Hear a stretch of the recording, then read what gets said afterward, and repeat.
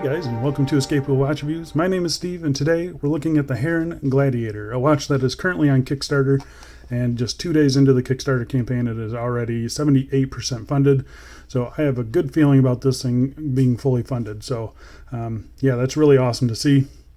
The Heron Watch Company, they are based out of Montreal, Canada, and this is their attempt at a dressy kind of dive watch. And you can go check out their Kickstarter campaign and their website. I will leave both of those linked down below in the description, so go check them out. Retail price for this watch will be $475, and that's once the Kickstarter is funded. However, early bird pricing is now starting at $280. I think depending on the success, they kind of have different tiers of what you want to pledge. So I think the $280 is the current cheapest price, and it might change depending on how successful the campaign goes. So just keep that in mind. This watch is available in a few different colorways. There's the stealth black color, black on black on black. There is a white and a blue dial with a stainless steel case, and a black dial with a gold case. So you're getting a really nice stainless steel case, sapphire crystal, screw down crown, screw down case back, 100 meters of water resistance, a really nice rubber strap, and the watch is powered by the Miyota 9039 automatic movement. And the watch also ships in this really nice kind of watch roll travel case. So it's got two little snaps there, and then these are also snapped in place, so it's going to keep it nice and secure.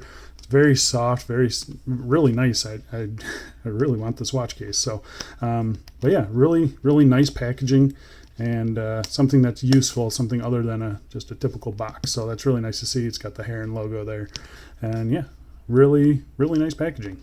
We'll put that aside though, because you guys want to know about the watch. So before we dig in and see if this watch is worth backing, let's do a quick wrist check. Got the San Martin SN021 version 2. I just did a review for that. I will leave that linked up here, so go check that out. But yeah, let's get back to the watch. All right, so let's start with the dimensions as always. The bezel is 41 millimeters. The actual case itself is right at 40 millimeters. 20 millimeter lug width. You got a case height of 12.1 millimeters. And the overall case length is 47.6 millimeters. So it is a really good set of dimensions. I think this is it's pretty much spot on what you get with a Submariner, and that seems to fit a lot of wrist sizes. So I think they chose the right size for this watch. So, and I think they got the case profile is actually really nice. You got some good turn down to those lugs there. And yeah, I do think it wears really good. So I'm going to go outside right now and throw it on the wrist for you. And here it is on my 7.5 inch wrist, and as you can see, I mean, a watch of these dimensions, you kind of expect it to wear really well, and it does. It wears really good, 12 millimeters thick or so, and I think that down the wrist shot here, you can see the lugs curving down nicely, the 47 millimeters or so lug to lug. Yeah, it just wears great, very comfortable, no sharp edges on the case or anything like that, and I think it wears really well. The strap, very comfortable. We'll also talk about that. But yeah, here it is, outside, getting some light play off of the crystal and off of those numerals on the bezel. I think it looks pretty good. Again, I don't have any sun here today in Florida, but here you can see it out, catching the reflection of the clouds there. Still plenty legible. I see no problems with the crystal on this thing. And yeah, I just like the way this thing looks. It looks really good. I'm going to go throw down some straps, and we will get back to the review. Here we are on kind of a contrasting color Vario leather strap. I think it looks pretty good. Wouldn't be my first choice, but I always like this black PVD with a brown strap. I think it looks pretty cool. What do you guys think? I'm going to throw down a couple more straps for you. And here we are, a little bit of a pop color here with the crown and buckle chevron strap. I think it looks pretty cool. I actually like it. What do you guys think? Let's go back inside. We'll do one more strap and we'll get back to the review. And lastly, here we are. Got a ribbed NATO strap from Cheapest NATO Straps. I think this gray color with the black PVD, I think it looks really good. 2 layers underneath the watch here. You can see it does sit up a little bit high, but it's still really comfortable. It still conforms to the wrist, and I think it doesn't look weird or anything like that. So yeah, I still think it's very usable, and it kind of gives a military or tool watch vibe to this thing a little bit. So it looks really good though. Let's go back inside and we'll get back to the review. All right, so let's get real close. We can talk about the case finishing. So all 3 colors, this black PVD, the stainless steel, and the gold, they all use a fully polished case. And as you can see, I mean, the polishing looks pretty good to me. I don't see any of the typical peaks and valleys that we get with the Chinese homages that I'm used to. So polishing seems to be done really well. The case shape on it is really nice. Got a nice turn down to those lugs, little flat ends here. And yeah, I mean, I like the overall case shape. You've got a guarded crown at the 3 o'clock position. It is really nicely signed with the Heron H. I do like it. The crown seems to be grippy enough. We'll talk about that in just a little bit. But yeah, I like it. It's an interesting case shape. Unusual, I guess, a little bit. Really angular, but kind of soft at the same time. It's yeah, it's really interesting. I do actually like it a lot. The case back on this, really nicely done. You kind of have this matte black. You have this Gladiator MMLXV, which is 2065, I believe. I'm not sure what the 2065 has to do with anything, but yeah, so stainless steel, 100 meters, and Montreal, which is the location for the brand. So really nicely done. I do like that Heron logo. It looks pretty awesome, I think. They did. I really like this case back, and I'm happy to see just normal tool marks there to take it off. So bottom of the case back, fully polished still, really simple. Nicely done though. I do like it. Looks good. So the bezel on this watch, again, pre-production unit, but we're going to test the bezel action here. So it is 120 click unidirectional. It is rock solid. I got no back play, no bounce, no wobble. Very solid feeling. The resistance is pretty heavy,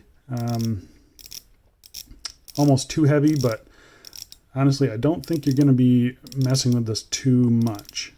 So I'll tell you why in just a second. The alignment is actually pretty good on it. The grip, I think with this strap is a little difficult just because it's a pretty low profile bezel there, as you can see.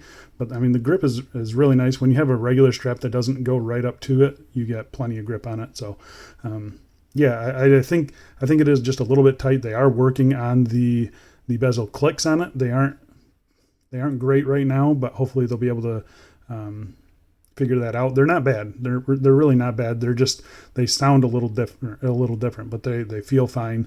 And the action, like I mentioned, is pretty good. The bezel itself, it is a polished. Again, you can see the top edge of it is polished. Really nice detail on the coin edge there. Nicely done. Not too sharp or anything like that, and it does offer a pretty good amount of grip on it. The bezel insert, it is a matte. Looks to be ceramic to me. You have these Roman numerals around the outside, so that's kind of where the dressy vibe comes in. So they are polished against that matte black of the rest of the bezel insert. And I mean, they did a really good job on them. I'll give them that. They all look pretty nicely done. I don't see any weirdness in the machining of that bezel insert. And my only real complaint with it is that it doesn't have a lume pip. So if you're trying to use this to time anything, not only are you trying to figure out what these Roman numerals are, you don't really have a lume pip to align it with. So yeah, it's kind of weird. So, you know, the 12 is usually where you're aligning to. And so there-ish.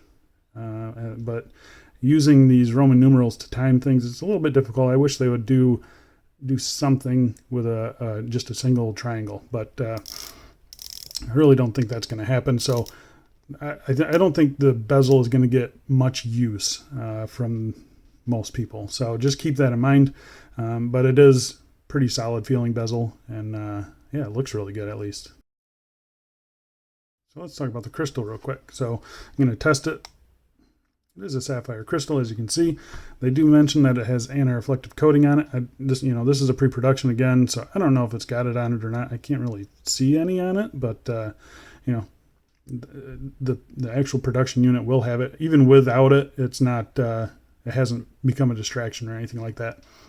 It's just a flat piece of sapphire, and it doesn't protrude at all from the bezel. There's no chamfer or anything like that. Maybe just a tiny chamfer on the outside edge, but nothing that adds any interest to the crystal at all. So dead flat sapphire crystal, no issues with it. So let's talk about the dial on this thing. So like I mentioned, it is offered in a black dial, a white dial, and a blue dial. They're all finished the same, so you have silver applied indices at all the markers. It is a no date dial, so the Miyota 9039 that this watch comes with is a no date movement, so that's really nice. You're not gonna have to fight with a ghost date position. And yeah, I think they did a pretty good job with the dial on this thing. It is maybe a little bit dirty there, but again, it's pre-production. I don't expect the final product to be like this. The handset looks great. They picked a really nice handset on it. Nicely sized, nicely, it's thick enough where it stands out against the matte black dial. All the indices are applied nicely, aligned nicely. I see no real issues with it. The handset is a good size. I even like the logo, the Heron logo with the Heron text under it. Looks pretty cool. You got that kind of stylized H, and then the bird flying. Looks really good. Automatic. Even that's a little bit stylized. You see those A's don't have the little crosses on them. Yeah, I think it's really minimal branding, and I do really like it. The indices and the hands are Lume filled, so I will pop up a Lume shot right now. Lume on this particular model is very poor, but that's one of the things they're working on. They're going to add some Lume to the hands and to the dial, so just keep that in mind. This model, the Lume is really bad. Hopefully they put some good Lume on the production model, but I can't really verify. So let's talk about the movement real quick. So this model that I'm looking at here, this has the NH35 movement. That is not even an option. They just use this in pre-production. So the final version will have the Miyota 9039. It is a high beat automatic movement. The 9 series movements have been excellent in my experience. I've got no real complaints with them. They do have that single direction rotor, but it's more quiet than the 8215. But they hand wind 40 hours plus of power reserve. 28,800 beats per hour. I mean, they're great movements. I've got no problems with them, and I like the fact that they use the no date movement, so you don't have a ghost date position there. The production units, they will be operated by a screw down crown at the 3 o'clock position here. Pretty nice crown. I don't see any issues. I don't think it'll be an issue at all to get some grip on that to screw it in, screw it out. But this one is just a push pull. So, but yeah, it does. Again, I really do like that H logo. Looks pretty cool. So let's talk about the strap on this watch. So it is a nice fitted rubber strap. It comes in black on this black model and the gold model. It comes in dark blue with the white dial and the dark blue dial. So keep that in mind. But the strap itself is actually pretty nice. It kind of looks like those rubber bee style straps. I've had a lot of them, but this one is just really, really nice. It's very soft, very flexible. It doesn't collect any dust or anything like that. As you can see, really clean. I haven't wiped this thing off at all. Yeah, really happy with the dust resistance on it. It's a super comfortable strap. You've got a stainless steel buckle here. It is all brushed. Maybe they should offer this with a polished one. Maybe sign it with that H logo or something. And maybe they will do that with the final production. I don't really know. But you have a stationary keeper here, one floating keeper here. It's plenty long. Yeah, I've got no real complaints with it. It's very, very comfortable. Really, I really do like it. So there you go, guys. That's the Heron Gladiator. Go check it out on Kickstarter. I'll leave both their links down below. Yeah, I think with the movement and the finishing that I'm seeing, the strap, the packaging, that $280 is kind of tempting. It's a really nice, interesting, original design, something you don't really see a lot, and I think it looks pretty slick. It's very comfortable, and the guys behind it seem to be really, really good. So yeah, go check them out, guys. If you have any questions or comments on this piece, I will do my absolute best to answer them. This will be going back to the Heron watch company, so I won't have any more pictures of this thing or any in-hand experience with it, so just keep that in mind. But let me know what you guys think. Are you gonna go check it out on Kickstarter? I definitely think it's worth a look. If you want to check out the Heron watch company's Instagram, I will be leaving that down below as well. I think that's about it. Thanks a lot for watching, guys, and I'll see you in the next one. See ya.